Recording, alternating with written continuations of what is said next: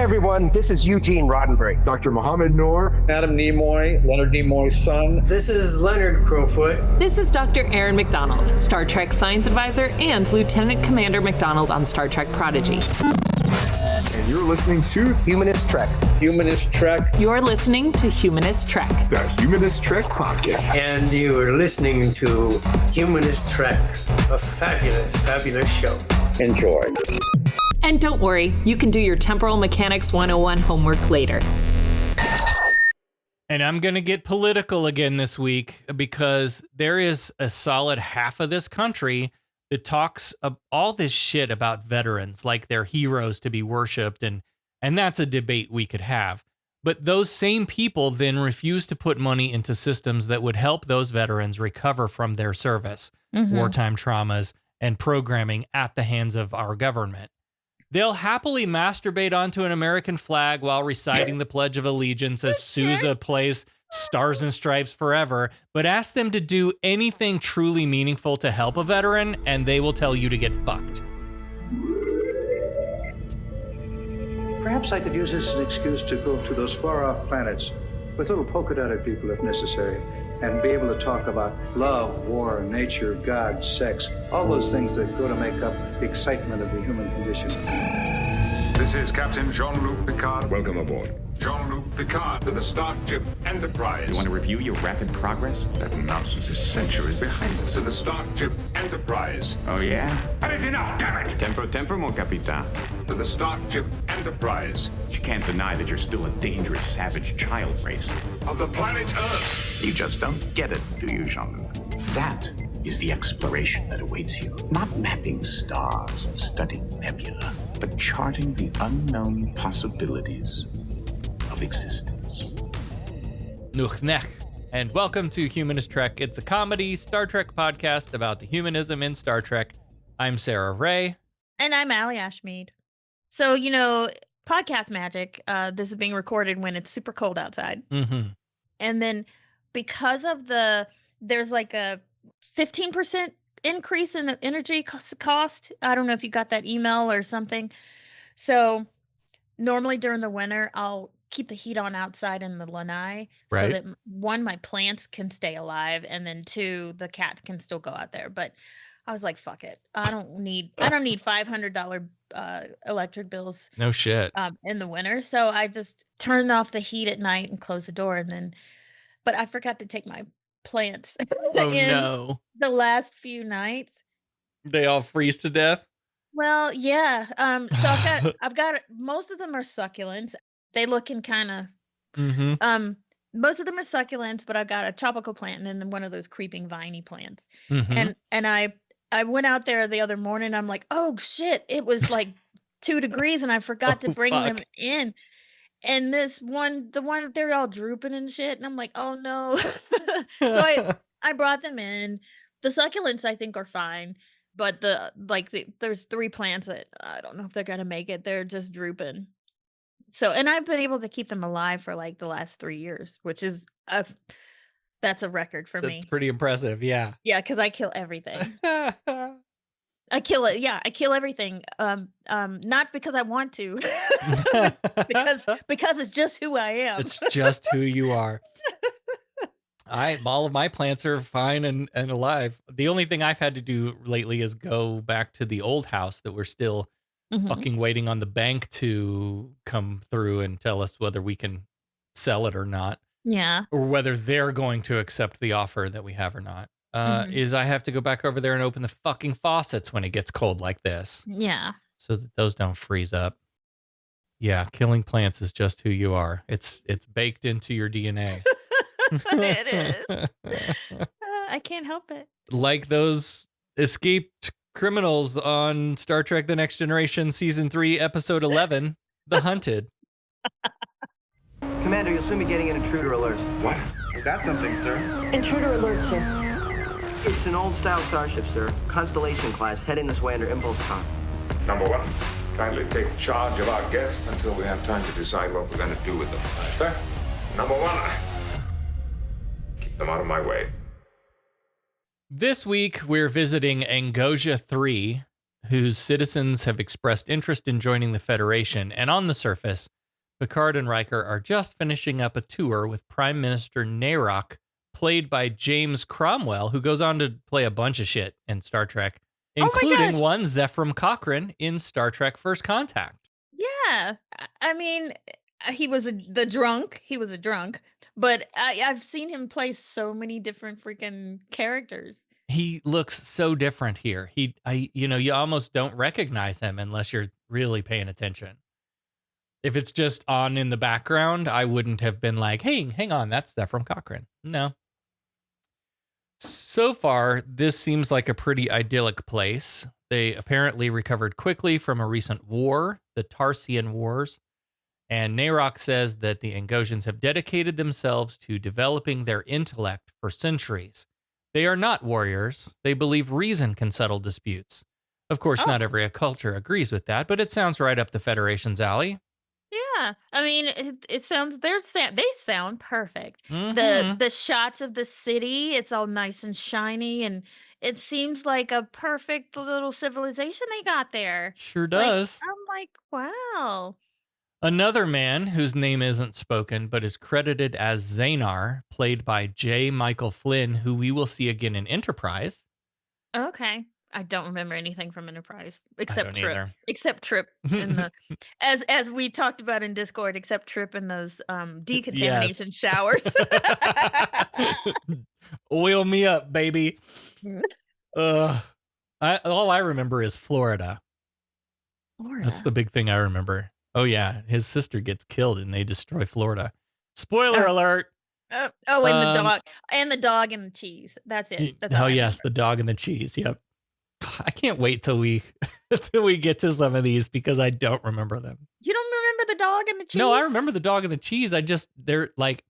I remember Hoshi being like stupid afraid of being on the wrong side of the ship because the stars go the wrong way or some nonsense. Like early Enterprise stuff is what I remember. Oh, I don't remember that. Mm-mm. Anyway, while Narok and Xanar, these are going to be hard to do. Narok and Xanar. While Narok and Xanar step to the side to chat, Picard tells Riker he thinks they'll make a fine addition to the Federation, but Riker thinks the place is a little stuffy.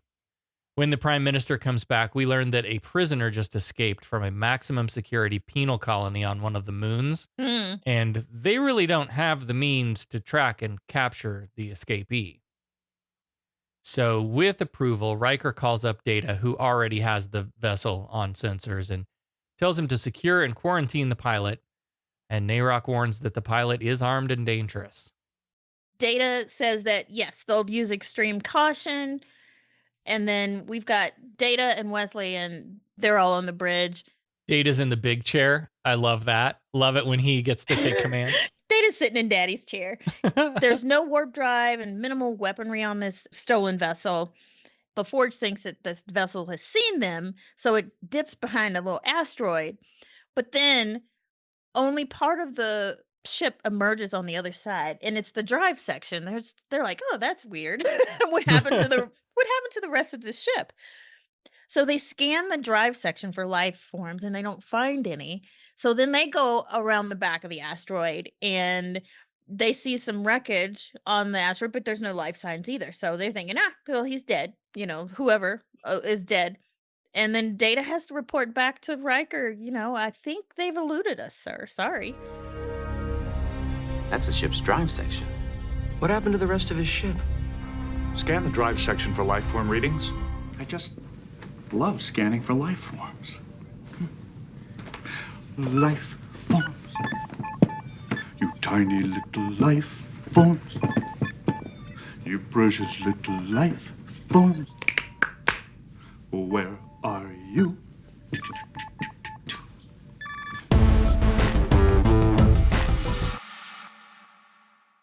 Back on board the D, Picard's like, what the fuck happened, you guys?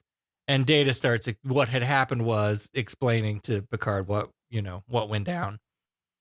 Narok calls from the surface. They've identified the prisoner as Roga Danar.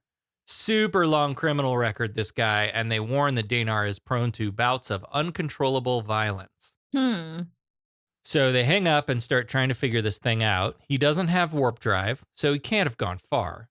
And these people don't have cloaking technology, But Riker suggests maybe he's using that old hang out in the planet's pole and let the electromagnetic interference hide you trick, which turns out to be exactly what he's doing, although they still don't read any life signs.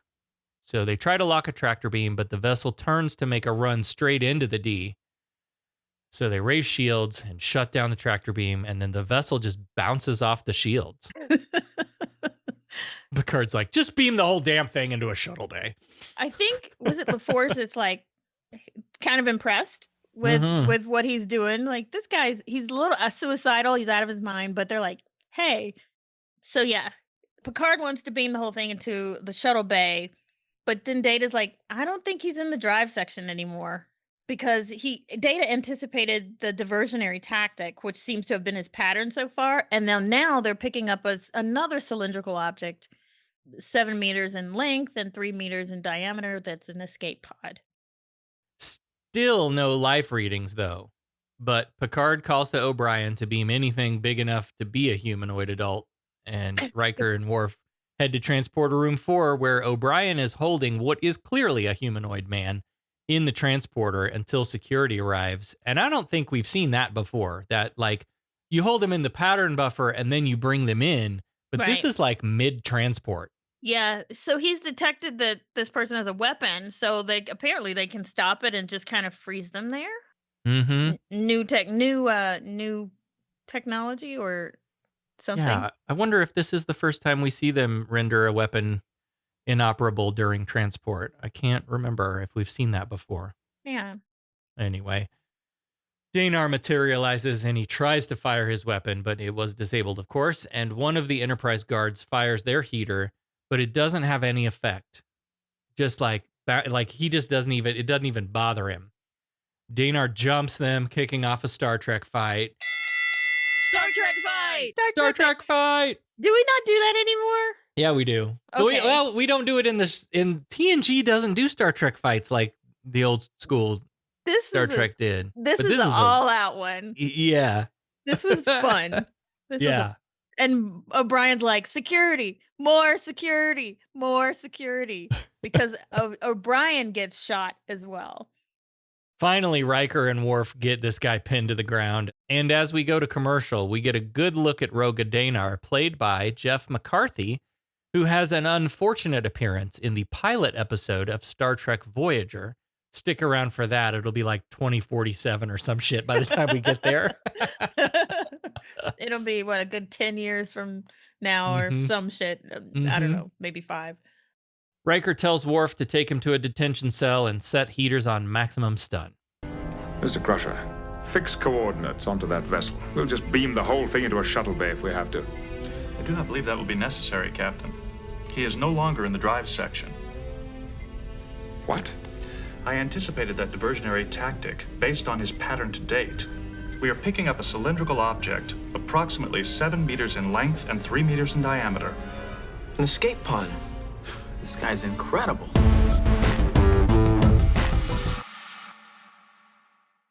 So on the bridge, Picard is talking to Nayrock on the view screen. And apparently this prisoner has done some damage. And they're going to need to repair the damage before they can take him back. So Picard's going to just keep him in detention on the D and wait to hear back from Nayrock. And of course he tells him, don't relax your security for 1 second. He's violent and he's cunning. But when we're ready, we'll send a transport vessel to pick him up. Their prison psychologist even suggests, just keep him fully sedated until we're ready for him. This guy you cannot trust this dude. And Picard's like, whatever. Well, Mr. Prime Minister, with all due respect, he's in our highest security detention area. We've got this under control. Yeah. Yeah, right.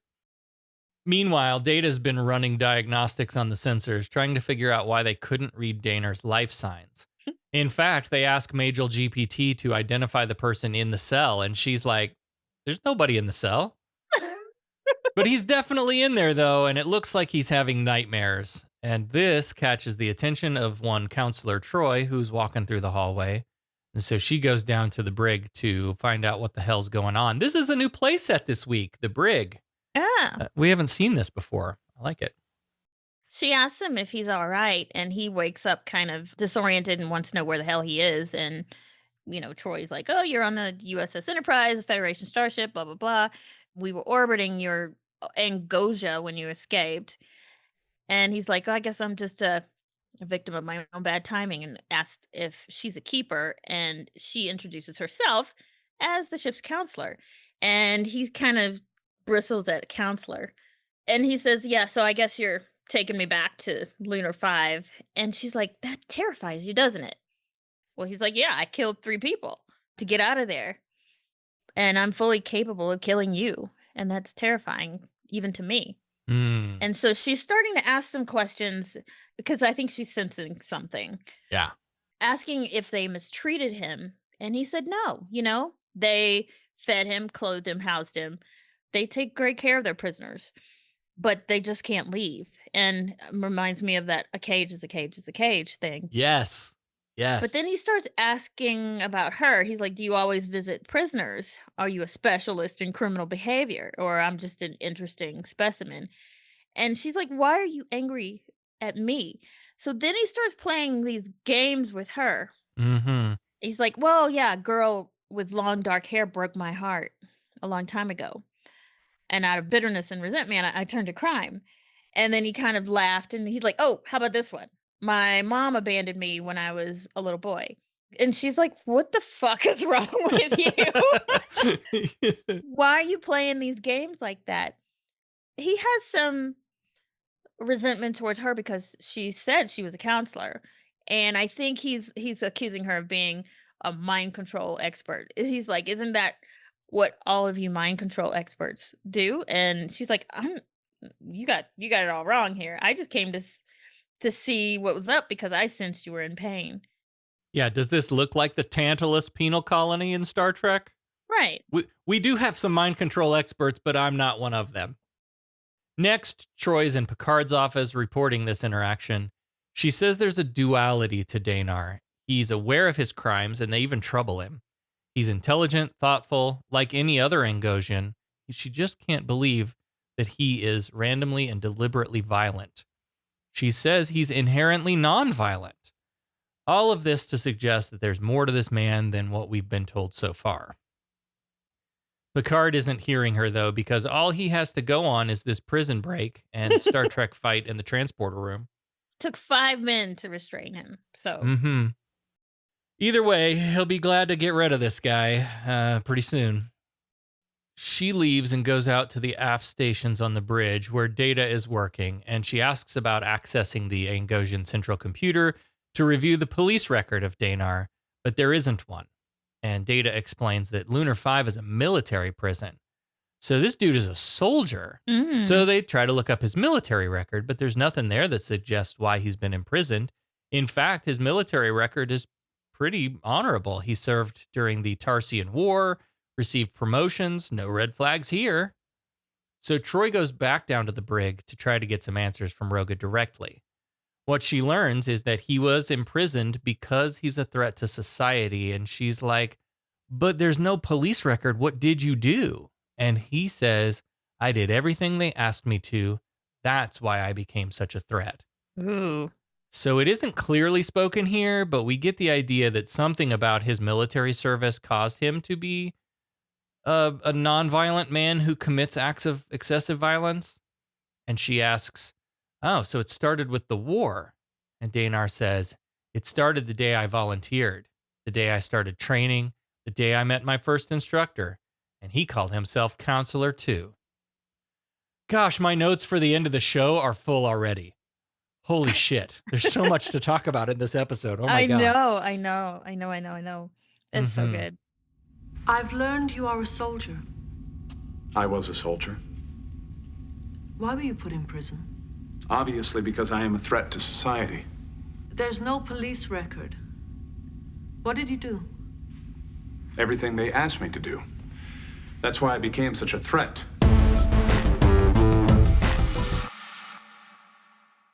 They're doing the huddle in the observation lounge. So Troy is sharing what she's learned about him. He was an idealistic young man, often young people are, young men who believe in their country or whatever. He answered his people's call to service. He joined the military to fight for, their way of life. But he didn't realize, and maybe they didn't tell him, that he was going to give up his way of life forever. So they did some things to him to where he's not the same person that he was when he went into the service. They put him through some intense psychological manipulation and also some biochemical modifications. And then Crusher comes in with the technobabble. And I was like, what? So she examined him at Troy's request, and they gave him, oh God, I'm going to get this wrong. Cryptobiolin, triclinidyl, macros, pental, and a few other things that she couldn't recognize. His cell structure's been really altered. Nailed it. Woohoo! And who did this to him? His own government, because he said he'd volunteered. So, I don't think that they told him this is what you're signing up for. But he's basically a super soldier. Yeah.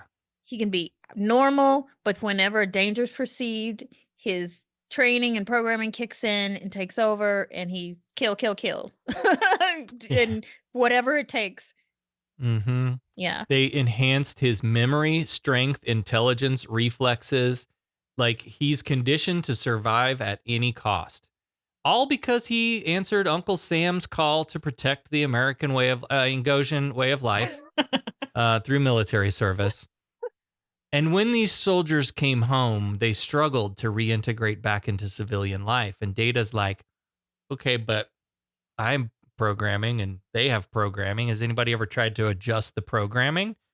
Troy says no, they just exiled him to this moon, and Picard calls it an orbiting gulag. Yeah. Data drops by the brig now because something in that conversation spoke to him, something that he and Danar have in common, programming. And Roga's like, no way, robot, this isn't the same. And Data acknowledges that their shit is different, but he says he understands the dilemma. Data asks if Danar's programming can be changed like his can, and Danar doesn't see how it's possible. The conditioning is so intertwined with his thoughts, feelings, and responses, he doesn't even know how to begin unraveling all of that. And Data's like, well, Counselor Troy and Dr. Crusher could probably figure this out. But you said the magic words counselor and doctor, and he's got no interest in any of that. Yeah. It's the Angosian doctors that started this whole damn thing. And if it could be reversed, wouldn't they have done it? Well, that's a question we don't have an answer for yet. In the ready room, Picard is talking to Narock on the, Skype call. And Narock's like, dude, this guy's been telling you lies, or at least half-truths, He's a prisoner. Of course, what do you expect him to say? And Picard's like, well, maybe you can clear some shit up for us. And so Narock just says, yeah, we settled them on Lunar 5. It was going to be their colony. It was for their own protection as well as the protection of others. And they're fine. They're perfectly happy there. And we've gone to lots of great lengths to give them a happy life. But then Picard says what I said earlier, which is even the most comfortable prison is a prison. Yeah, this is right back to Star Trek, the original series pilot, The Cage. Yeah. A cage is a cage is a cage. Yeah. No matter how nice it is, no matter how many pretty women there are that you can fuck, it's still a cage. They don't have freedom. So Picard asked him about the ability to reverse what they've done in some sort of alternative treatment. And Narock says, assures him that they've explored the alternatives. And he's not comfortable with this line of questioning now, because now Picard is poking his nose where it doesn't belong. He said, this is an internal matter, and we're going to rendezvous with you as soon as we can to come and get this prisoner. So mind your own fucking business. Picard says after they hang up, he's like, a matter of internal security. This sounds like the age-old cry of the oppressor. When did Star Trek get so woke, Allie? It's always been woke. Oh my gosh. I know. Yeah. The age-old cry of the oppressor. And if people who have been watching that can't see that it's always been woke, then they're not really They're not watching it. No. Nope. Back in the brig, Danar is asking Data questions now. Data says he wasn't built for combat, but his programming does include military strategy, which is how he anticipated that escape pod trick and was able to capture Danar. He also says he isn't programmed to kill, and there's a distinct difference between them. Danar says his enhanced reflexes allowed him to kill 84 times, and his enhanced memory forces him to remember all 84 of those people's faces. Mm. And that's, that's classic PTSD. And that's why he was having those dreams. He might be able to walk around in the daytime seemingly okay, but when you close your eyes at night, let your guard down, well, that shit comes back to you. Picard and Troy come in, and Picard tells Danar that with some regret, he will be turning Danar over to Angosian security shortly, but he wanted to tell him that he was given no choice. They don't have any jurisdiction here. Roga says the Prime Minister is right. He's like, I am super dangerous, and there is no place for me in civilized society. And Troy and Data both quickly dispute that. Mm-hmm. Picard says he wishes he could do more, and if a way presents itself, he'll take it. And Roga is appreciative of this, but says Picard deserves to know that he will use whatever means necessary to escape again. They get a call that the Angosian transport has arrived, and Picard leaves, and then Roga says to Data that he's enjoyed their talk, and Data says he has too. Troy just tries to offer some hope and says maybe when the planet becomes a member of the Federation, maybe things will get better, and Roga thinks he won't be around to see it, because even though he's got this overwhelming sense of survival, he would rather die than to go back to Lunar 5. And I really appreciate the honesty and the empathy of this whole scene where Picard and you know what I mean? You can feel like they were super honest with each other. He's like, yeah, I'm going to try to escape. Yeah. Picard says, I really want to help you, but I can't.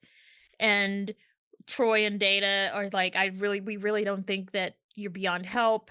I mean, it was a really good scene. Great scene.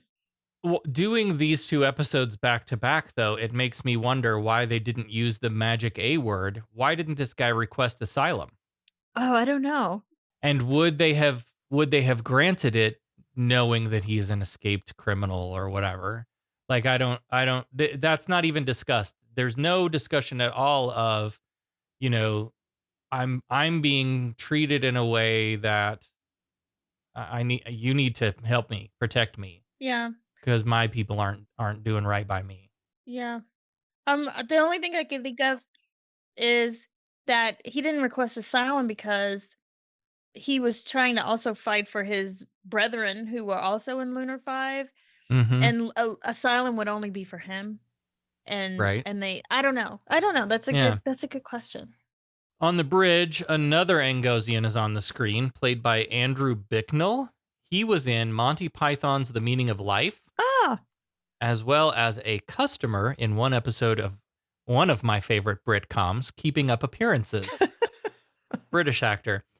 This is his only line of the episode, and it's basically just, ready to transfer the prisoner. Worf explains that dropping the force field and engaging the transporter will happen almost simultaneously, just very, very small delay that not even this dude could, react in that time. And there'll be a full security detail present. Not that that's worked before, but whatever. Mm-hmm.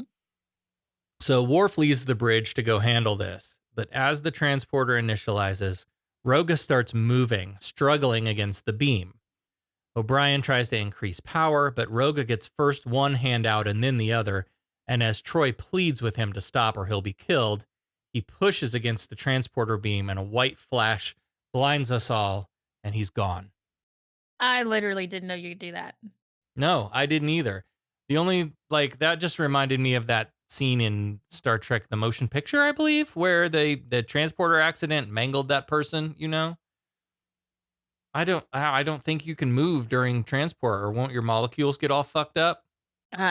Weird. Roga Danar was an idealistic young man who answered his people's call to service. He joined the military to help fight for the Angosian way of life. What he didn't realize was that by doing so, he would have to give up that way of life forever. He's not the same man who left home to go to war. He's been through intense psychological manipulation and biochemical modifications. Was he a prisoner of war? Who did this to him? His own government.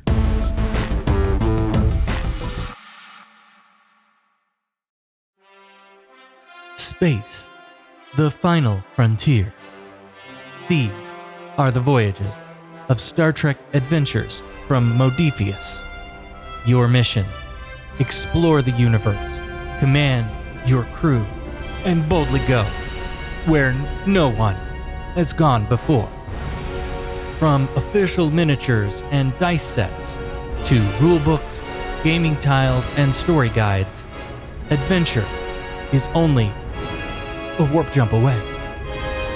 Visit humanisttrek.com/Modiphius or click the link on our website and use code TREK for 10% off. Okay, Sarah, this was so exciting. Like this whole cat and mouse game. This was so exciting. Riker starts giving commands to lock shit down. Worf reports there's a heater missing, so they call general quarters and clear the hallways to hopefully prevent hostage situations. Then they put some containment fields up around decks 34 through 36, and Riker has Data turn the turbolifts back on, and that way if he tries to use one, they'll know it and they'll get him. In the corridor, Daynar's sneaking around. He sees a guard and he ducks into the turbolift. And then Data reports that an unauthorized use of the turbolift, so they think he took the bait. Picard orders Data to override its destination and divert the turbolift to somewhere near wherever Worf is. And then meanwhile, Worf are in the corridor waiting for the turbolift to get there. But when the doors open, the only thing inside is a heater on overload about to explode. And Worf jumps on this grenade like he's going to disarm this thing before it explodes. And thankfully he does. But that was like, I mean, how much damage could that do? Shut the doors and let the turbolift be exploded. We can fix that, I think. But he was able to do it. Yeah. So that was a decoy. So back in the corridor, back where Daynar first saw the guard, he knocks him out. And then he takes his own hand and hits his comm and says, drop force field on deck 36. And then Data reports that the containment field is down. And they're like, how do you do that? So they assume he's headed to engineering. But when they call down to Geordi, there's no answer. Daynar's already there, and he's knocked everybody out, including Geordi, whose visor, of course, is knocked across the room on the floor again. So Daynar goes over to that panel where Shimoda pulled all the isolinear chips out, and drunk Data had to put them back in the right places. I remember that. And he's still trying to override the security lockout, which of course alerts the bridge. Worf heads that way with his posse, and Picard has Data stall Roga. Let him think he's succeeding. So after Roga bypasses the system, Data reroutes it, so Roga won't know. But he succeeds in restoring power to one of the shuttle bays. So after that, Data shuts it down, and they assume that's where Roga is headed. And even I was like, come on, you guys. Everything this guy has done is a diversion or a head fake of some kind. Yeah, so exciting. And this is when we see him walking down a big-ass Jeffries tube. Mm-hmm. But back in engineering, Worf goes to check on Geordi. He's like, I'm fine, but he just took us by surprise. I've never seen anybody move that fast. Data calls down and says he's opening a panel on K12J9, deck 30. LaForge thinks he's gotten into a Jeffries tube from the reactor core, so he could be anywhere. But they think he's trying to get to Shuttle Bay 2, which is 25 decks up from engineering, so that's a climb. But considering who we're dealing with, I wouldn't put it past him. Yeah. And LaForge is like, whatever security you got, double it. Just then, another panel is opened, so Picard sends security that way. But the audience sees Daynar set another heater on overload and stick it inside the panel. And Data's like, hang on, guys. I don't think he's trying to get to Shuttle Bay 2. In our previous encounter, Daynar used misdirection multiple times. I don't know where he's actually trying to go, but it's not the Shuttle Bay. Right. He knows our sensors can't track him, and for some reason, he seems to be leaving a trail of open panel doors for us to follow. Right. Then another panel opens, and because of the location, Picard and Riker assumes he's doubled back and heading for a cargo bay now. And sure enough, Danar tries to operate the cargo transporter, but he has to open the panel on the console to try to override a blockout. Meanwhile, Picard gives the order to flood the cargo bays with anestazine, but as soon as the gas starts pouring in, Danar quickly plugs his heater into the transporter console, opens a nearby container, and grabs a suit from inside. How would he have known that there were EV suits in there or where to go to get one? He's like enhanced intelligence, I suppose. I mean, that's the only thing I can think of. But Riker, as the cargo bay floods with gas, he's like, that should put our boy to sleep.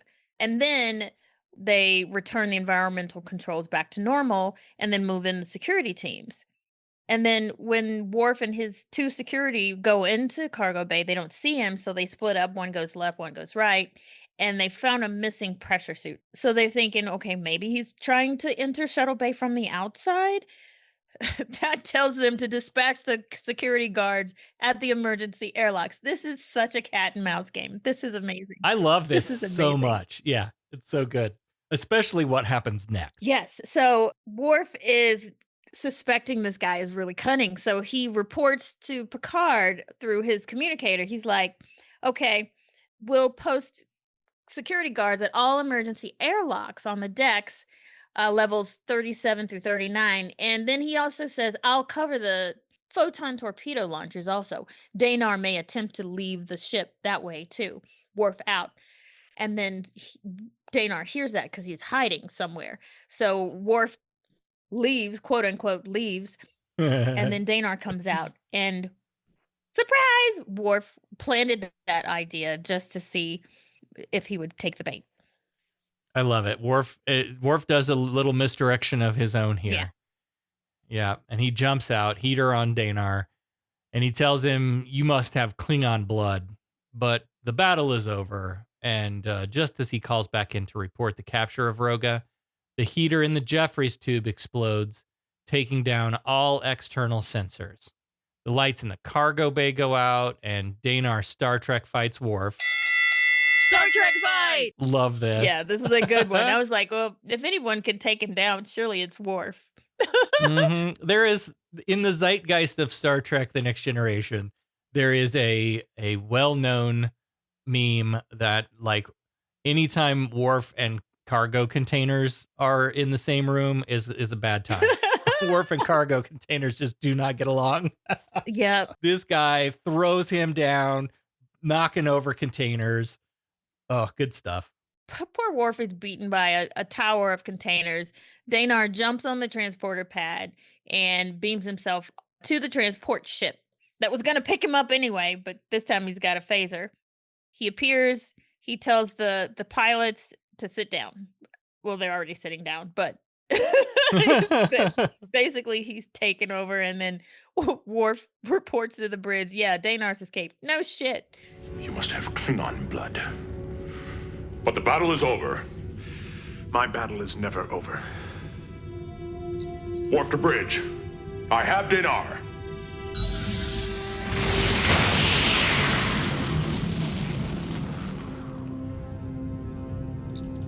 Worf to bridge. Go ahead. Danar has escaped.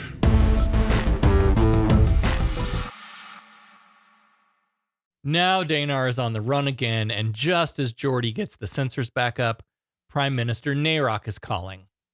Roga Danar attacked the penal colony on Lunar 5 in their own police car. Narok says several people are injured, hundreds of prisoners are rioting, and word on the street is that Danar and some of the other escapees are headed to the capital city. And he tells Picard that we're not equipped to handle shit like this. That's what we created them for. Picard says, I'm going to send an away team. And he says, Picard out. And then he says, Counselor Troy, Data, and Worf, they're going to be the away team, basically, to go with him to the planet. Picard asks some clarifying questions before they leave. These men are programmed to survive, right? And they won't kill unless their survival is at stake? Right. Picard has a plan. Mm-hmm. And no argument from Riker this time, although he does tell Worf that the captain's safety is his personal responsibility. Yeah. So down on the planet, The Angosians are handing out weapons to everyone when Picard and the team arrive. And when only 4 people show up, Narok is like, this is it. These lunatics have escaped the asylum and are headed this way. And you brought a Klingon, a therapist, and an android. That sounds like a beginning of a joke. A Klingon, a therapist, and an android walk into a bar. And the bartender says, so what'll it be? The Klingon roars, blood wine to honor my enemies. The therapist says, interesting. How does that make you feel? And the android says, I will have the same, but without emotions. And the bartender sighs and says, great. 1 drink, 1 breakthrough, and 1 software update. I love it. I love it. I love it. I love it. I love it. That's amazing. It's funny to me, this whole scene. They're handing out weapons. They're clearly in. It's like if a bunch of men in suits were handing out weapons that they're clearly not equipped to handle, because there's a separation between them and violence, even though they've created these people to be violent. Yeah, there's another thing here that we haven't talked about yet, which is that reflection that we see often in Star Trek, which is like, this is our peaceful, idyllic society, but there's another part of our society that's this dark underbelly that we try to hide away, and our dirty little secret. Yeah. We've seen that a lot already just in TNG. Yeah. Picard starts calling Narok out. He's like, we're not here to fight your wars for you. And Narok says, but these people are dangerous. And Picard says, no, you're the dangerous one. The soldiers are the victims in this. You made them what they are. Asked them to defend your way of life and then discarded them. Boom. Mic drop. And they argue back. Like, Narok argues that resettling them wasn't their choice, but it had to be done for the greater good. And how often have we heard that? And it was the will of the people. Yeah. They basically wanted to just put them somewhere because they couldn't be with the rest of the people. Everyone else was afraid of them. Yeah. Then Data asks, if they have the skills to create mutant soldiers, don't they have the skills to undo it? And Narok says the chemicals could be removed from their bodies, but they aren't sure that the psychological conditioning could ever be fully undone. And Data's like, but have you even tried? Yeah. Go Data. But did you fucking try? Yeah. No, of course they haven't tried. They studied it. Even before they started modifying people, they knew they wouldn't be able to reverse it, and they did it anyway. God damn. And not only that, Worf asks if they told the men who volunteered for service about all of this. Of course they fucking didn't. Wow. Picard tries pulling some heartstrings. These are your brothers, your sons, and you turned your backs on them. Troy suggests maybe there are other ways to try treating these soldiers, but these people aren't even willing to hear it. Yeah. She says even a partial recovery could be meaningful, but these guys aren't listening. They're just arguing. Narok says this whole thing went to a public referendum, and this was the solution the people voted for. See, we're a democracy. Ain't it great? And Xanar adds, besides, we may have to use them again someday. Oh, these motherfuckers. Whoa. These motherfuckers. And Picard's like, have you understood a fucking word we've said? Apparently not. Because guess what? The soldiers are here and they're surrounded on all sides by the soldiers. And Roga, he says, freeze, nobody move. And Picard is like, no, Worf, everybody put your weapons down. If you don't respond, they won't provoke them and nobody will get hurt. Roga tries provoking a reaction, though, encouraging them to shoot. He's like, come on, fucking try me, bitch. And when they don't, he shoots into the wall just past the prime minister. But thankfully, nobody moves. So Roga calls them all cowards. And Picard says, yes, and you're not programmed to murder cowards. So what now? Roga's like, well, we're sure as fuck not going back to that prison. But Narok's like, well, you're programmed to survive, and you can survive at the Lunar 5, but Roga says survival's not enough. Simply existing is not enough. And then Troy encourages him to make his demands, tell them what they want. And they want their lives back. They want to come home. They want to be treated like everybody else, like a citizen in this society that they fought for. I love that. Just like this is another theme that we keep coming back to in Star Trek. Like, just being alive is not enough. Mm-hmm. There's more to life than just, existing. Yeah.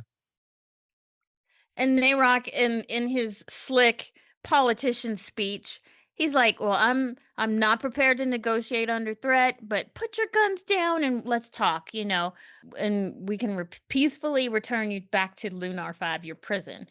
And Daynar's like, "I ain't trying to hear that. You'll have to force us to go back because we would rather die than go back." Yeah. Nayrock's like, "Picard, can you please fucking do something? We need your help." And Picard's like, "Yep, we'll do something." And he calls the Enterprise and says, "Prepare to beam the away team back." And Nayrock's like, this. wait, what? I love this so much. So much. I was like fucking standing up and applauding internally.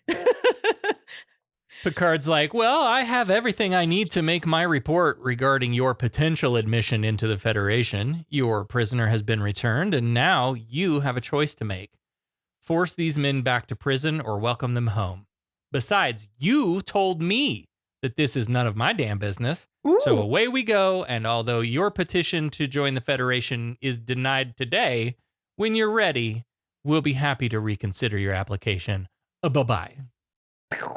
Back on the bridge, Picard asks Riker, "Will you make a note in our report that if the government of Angosia survives the night, we will offer them Federation assistance in their efforts to reprogram their veterans?" And Riker's like, "If the government doesn't survive the night?" And Picard says, "I have a feeling they will choose to." Off we go to the next adventure. This couldn't have been more perfect. I love the way this ended. I did too. Boy, I'm sure glad that's over with. I'd be glad to be relieved of this cargo. Me too. It is done, and perhaps just as well. Yeah, but I learned something today. I sincerely hope that this is the last time that I find myself here. You just don't get it, do you, Jean-Luc? You see, of all the species, yours cannot abide stagnation. Change is at the heart of what you are. That is the exploration that awaits you. Not mapping stars, studying nebula, but charting the unknown possibilities of existence. So this episode was, as acknowledged by the showrunners, about U.S. veterans of the Vietnam War and how poorly we handled their return from combat. And the episode really speaks to that idea that we take people, often young boys. Oh, yeah. And send them to camps where we desensitize them to killing other humans and send them off to commit these atrocities in the name of peacekeeping or national security or whatever bullshit excuse. And then when they come home, we just expect that programming to shut off and they're supposed to go back to quote unquote normal lives without any meaningful support or help from the people who caused them to be this way in the first place. Absolutely. And we haven't learned a single thing. We started talking about this when they were coming back from Vietnam, and here we are many, many years later. We've had many wars, many military conflicts, and we're still doing the same thing. Veterans are fighting for medical care. They're killing themselves because they can't get the mental health support that they need. You can't just bring them back and then, oh, here's a job. It's more than that. It's more than like Daynar said, it's more than just existing. They've gotta be able to feel like they belong in the society that they fought for. And I'm going to get political again this week because there is a solid half of this country that talks all this shit about veterans like they're heroes to be worshipped. And that's a debate we could have. But those same people then refuse to put money into systems that would help those veterans recover from their service, wartime traumas, and programming at the hands of our government. They'll happily masturbate onto an American flag while reciting the Pledge of Allegiance as Sousa plays Stars and Stripes Forever, but ask them to do anything truly meaningful to help a veteran, and they will tell you to get fucked. Yeah, exactly. They're more in love with the idea of a veteran than to have to actually look a veteran in the eye and know and acknowledge what they've had to do to get this nice shiny city that you live in and to have all these nice and shiny things. It's like they they don't want to acknowledge it. Yeah. They see a person wearing their military trucker cap that, says what ship they were stationed on or whatever, and they'll come over and shake your hand and say thank you for your service. But that's where it ends, and they feel like they've done something honorable by doing that. They feel good about themselves. But if that person is on the street shaking a cup for change, they'll call them, "Oh, you lowlife," and then they'll drive right by them. Mm-hmm. Or call the police to come root them out of their. These homeless people in their camps are making my shiny city look bad. Not a good place. Yeah. Mm-hmm. I fucking hate this. Yeah. Yeah. Yeah. This was such a great episode. And it made me feel all kinds of feelings. Yeah. Thank you, Star Trek. That's what you do best. Thank you, Star Trek. This was a great episode. And again, that one scene when Picard realizes that he's a victim and they come to visit in his cell. Yeah. There's just nothing but honesty there. Like I acknowledge that like this doesn't seem right but I wish I could help. And if I see a way I can help you, I will. But then he says, well, I'm going to try to escape just being honest. Cause that's what I do.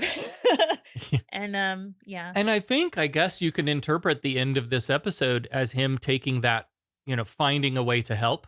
Yeah. By saying, no, we're not going to just round up your escapees and take them back to your prison for you. We're going to leave.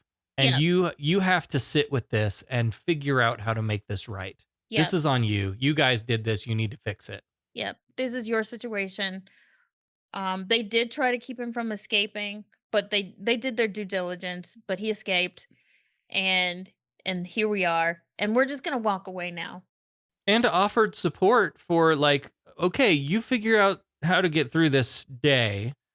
And then, you'll come around to the idea that you do need to help your people. Mm-hmm. And when you get to that point, when you reach that level of humanity, then we'll be here to help you. We'll come back. We'll help you figure out how to take the chemicals out. We'll help you how to figure out how to, deprogram these killing machines that you've created. Yeah. But you've got to be ready for that. Yeah. And meanwhile, you don't belong in the Federation. Mm-hmm. That's not how we roll. Yeah. Yeah.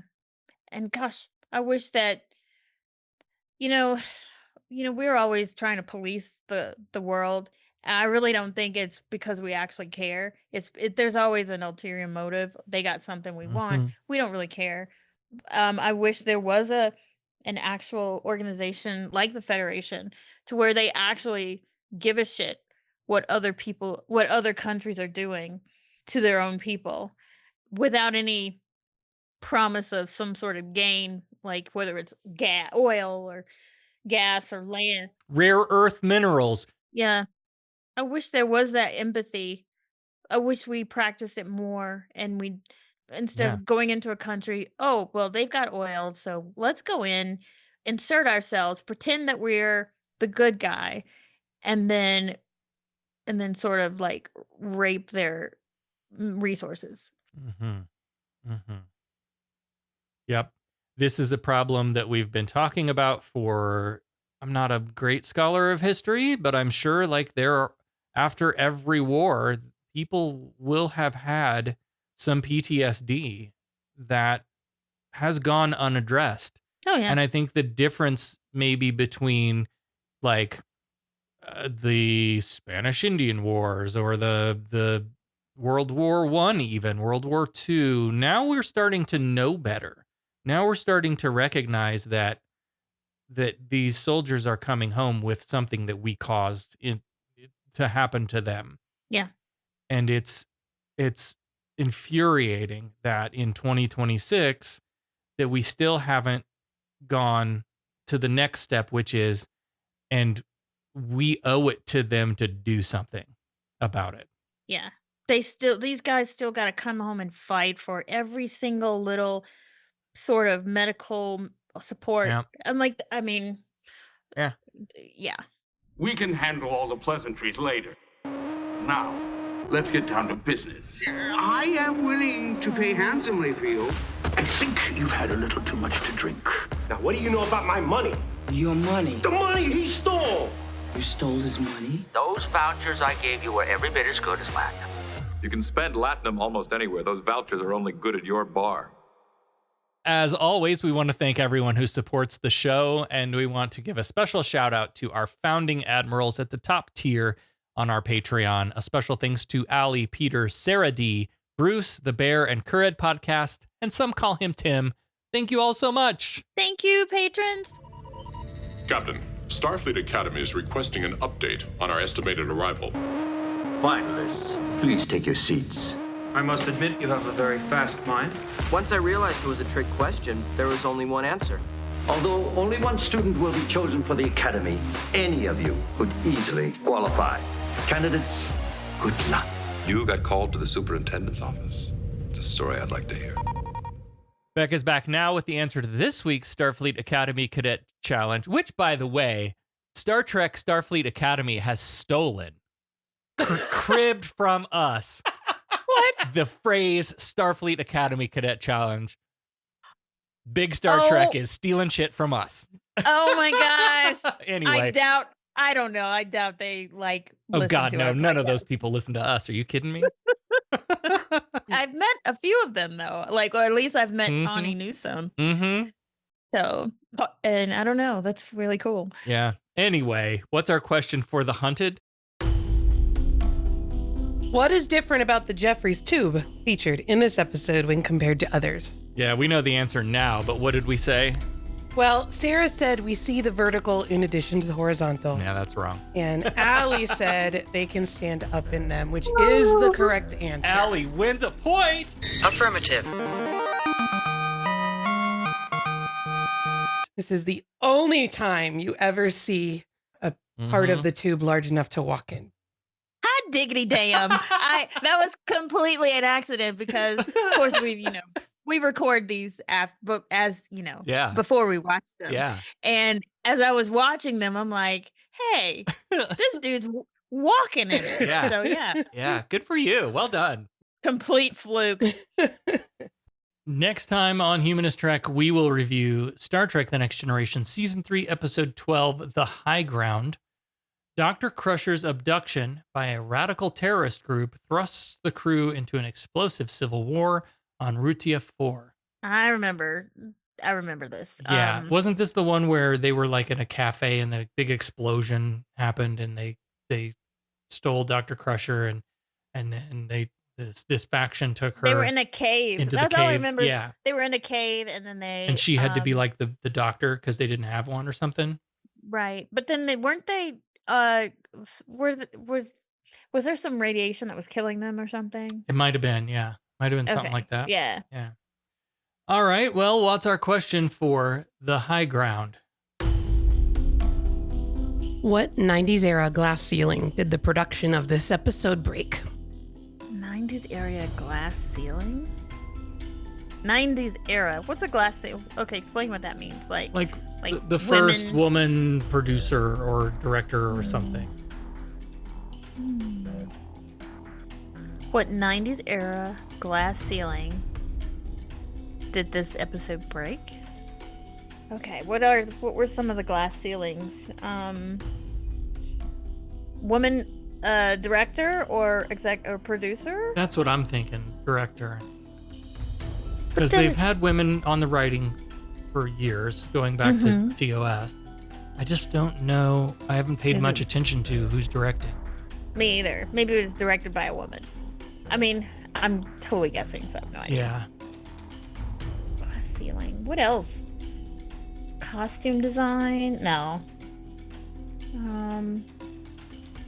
I don't know. Yeah, I'll just go with director. I have no idea. Yep, I'm going to double that for director. And if you want to direct an episode, you can go to your social media and share this episode with the hashtag Starfleet Challenge and your answer, and we'll pick out a winner. And next time, we'll review Star Trek The Next Generation, Season 3, Episode 12, The High Ground. It's a good day to die. Beverly! Where's Beverly? They abducted her. Get it? Humanist Trek is available wherever you replicate your podcasts. Follow us on all the social medias at Humanist Trek. Become a patron at patreon.com/humanisttrek. Open hailing frequencies to podcast@humanisttrek.com and visit our website, humanisttrek.com. Humanist Trek is a production of Sarah Austin Media.